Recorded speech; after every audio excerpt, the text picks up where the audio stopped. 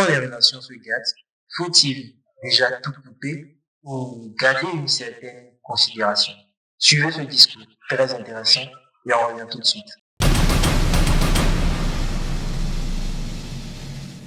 Madame la Présidente de l'Assemblée nationale, Mesdames, Messieurs les ministres, Monsieur le Premier ministre, Monsieur le Directeur général de l'UNESCO, Mesdames, Messieurs les ambassadeurs, Madame la Défenseure des droits, Mesdames, Messieurs les parlementaires, Mesdames, Messieurs les présidents de départements, maires, élus, Mesdames et Messieurs les directrices et directeurs, Mesdames et Messieurs en vos grades et qualités, chers amis. La loi du 21 mai 2001 reconnaissait et qualifiait la traite négrière et l'esclavage dans sa vérité, un crime contre l'humanité. Et l'histoire retiendra que cette loi fut portée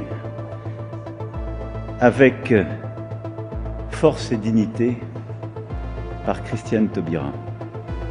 Cette force et cette dignité, nous l'avons retrouvée pour ceux qui étaient nostalgiques. Nous en avons retrouvé les accents, le chant sourd, les résonances de Césaire à Marie Scondé et cette voix aussi singulière, française, qui, de l'Océanie en passant par l'Amazonie jusqu'à nos Caraïbes, chante notre langue différemment. Vous l'avez redit, Madame la Ministre, chère Christiane, avec beaucoup de force. Cette loi venait de loin et elle était nécessaire. Elle était nécessaire et la présence que je retrouve aujourd'hui montre combien elle dit quelque chose de ce que nous sommes, de ce qu'est la France, de ce que sont évidemment nos territoires ultramarins et la possibilité de continuer cette histoire, mais aussi de notre relation avec le continent africain, avec le continent américain, avec l'Océanie et le Pacifique. Alors il y eut bien des débats, et ils existent toujours, pour s'interroger sur la pertinence de lois dites mémorielles. Faut-il légiférer sur l'histoire ou pas? Jusqu'où aller? Mais au fond, cette loi nommait et reconnaissait. Elle était l'aboutissement, en effet, de siècles de souffrance, de siècles durant lesquels cette mémoire singulière et douloureuse avait été transmise, partagée, de génération en génération au sein de familles antillaises, réunionnaises, guyanaises, mahoraises, africaines et tant d'autres.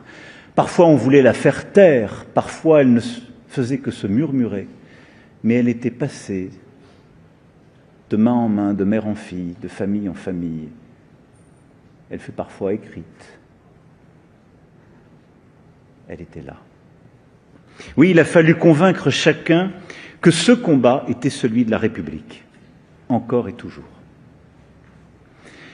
Que l'oubli ne devait pas ensevelir les victimes et que la République avait certes aboli 2 fois l'esclavage, en 1794 puis en 1848, mais elle ne l'avait pas encore qualifié. Ainsi a fini par s'imposer le jugement de l'histoire que la loi a reconnue comme telle. C'est pourquoi cette loi était nécessaire. 25 ans plus tard, où en sommes-nous? Vous l'avez rappelé, vous venez de le dire, le président Ayrault, cher Jean-Marc, l'a dit aussi. La loi du 21 mai 2001 a permis l'essor d'une recherche historique rigoureuse. Elle a inscrit le 10 mai comme journée nationale de commémoration. Elle a donné une reconnaissance légale à une douleur que certains voulaient et veulent encore minimiser, ignorer, refouler. Elle a permis la fondation, ô combien importante, et nous l'avons pérennisée, consolidée, installée là où elle devait être, comme une évidence aujourd'hui. Alors que reste-t-il à faire? Puisque vous avez rappelé, au fond, toute cette légende des siècles sur laquelle s'adossait et dans laquelle s'enracinait ce texte, que reste-t-il à faire? Beaucoup. En vérité. D'abord, et cela vient d'être évoqué, le Code noir. En effet, il subsiste encore un texte qui n'aurait jamais dû survivre à l'abolition de l'esclavage, encore moins traverser les siècles jusqu'à nous, un texte qui n'a jamais fait l'objet d'une abrogation formelle par la République, au point que cet oubli est comme devenu une faute. Je veux ici citer évidemment ce qu'on appelle le Code noir, promulgué en mars 1685 sous l'égide de Louis XIV, rédigé sous l'autorité de Colbert. 60 articles. 60 articles destinés à organiser la mise en esclavage d'êtres humains dans les colonies françaises. 60 articles pour réduire les Africains à l'état de biens meubles, prescrire les châtiments corporels les plus abominables, organiser la séparation des familles, nier enfin à des centaines de milliers d'hommes, de femmes, d'enfants leur humanité fondamentale. Certes, depuis l'abolition de l'esclavage du 27 avril 1848, ce terrible code ne produit plus d'effet juridique. Mais précisément, le droit n'est pas seulement une mécanique d'effet. Le silence, voire l'indifférence que nous maintenons depuis près de 2 siècles à l'égard de ce code noir, n'est pas un oubli, mais est devenu une forme d'offense. Un défi à ceux qui nous fondent depuis 1789. C'est pourquoi je demande au gouvernement de faire sienne la proposition de loi visant à abroger le Code noir qui doit être débattu le 28 mai prochain à l'Assemblée nationale.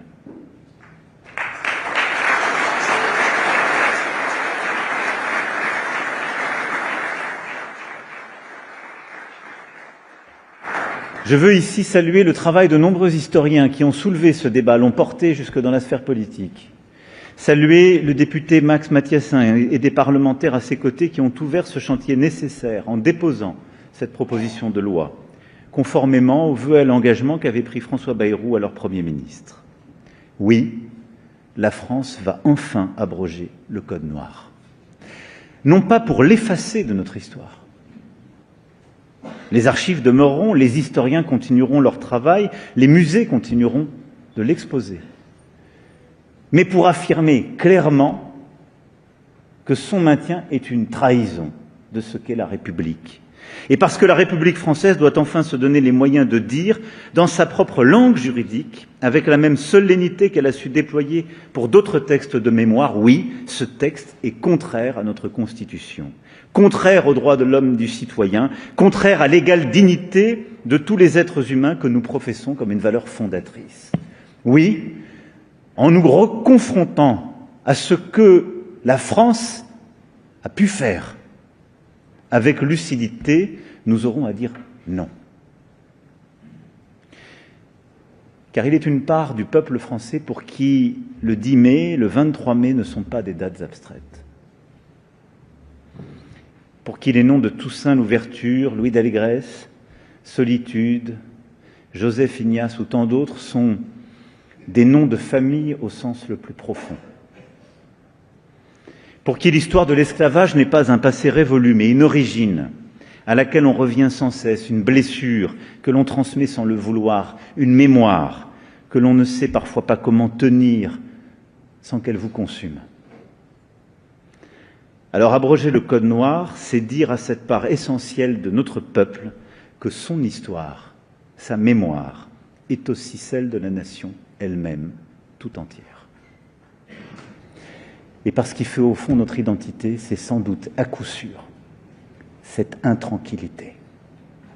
C'est le fait que nous sommes fiers de ce que nous sommes, que nous aimons notre histoire, que nous l'embrassons avec force, que nous détestons que qui que ce soit dans le monde nous donne des leçons ou nous conduise, mais que nous sommes prêts dans le même temps à reconnaître et à réparer quand des crimes ont été commis et à leur donner leur place dans notre histoire.